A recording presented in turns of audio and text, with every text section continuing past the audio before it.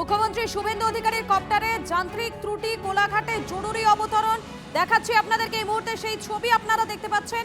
মুখ্যমন্ত্রী শুভেন্দু অধিকারীর কপ্টারে যান্ত্রিক ত্রুটি, কোলাঘাটে জরুরি অবতরণ করানো হয়েছে সেই মুহূর্তে ছবি দেখতে পাচ্ছেন। আমাদের প্রতিনিধি সৌমেন মণ্ডল রয়েছেন আমাদের সঙ্গে।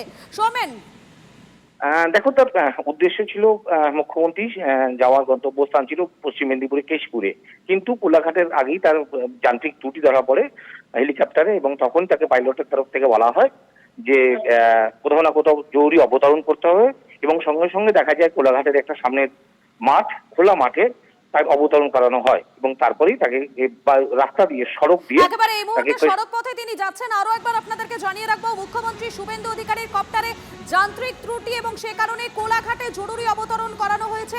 এই মুহূর্তে আপনারা দেখতে পাচ্ছেন অবতরণের মুহূর্তের ছবি আপনাদেরকে দেখাচ্ছি।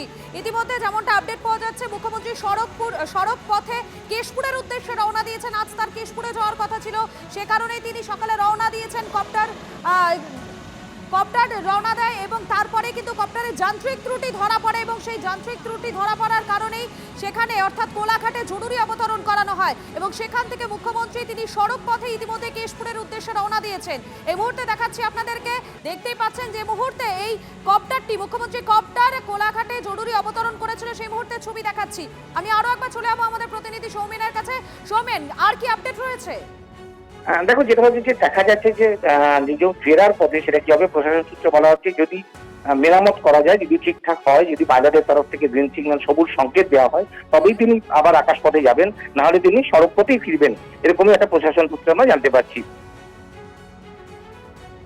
একেবারেই তুমি আমাদের সঙ্গে থাকো। আরো একবার জানাই, মুখ্যমন্ত্রী শুভেন্দু অধিকারীর কপ্টারে যান্ত্রিক ত্রুটি, যে কারণে কোলাঘাটে জরুরি, কোলাঘাট থেকে সড়ক পথে তিনি রওনা দিয়েছে।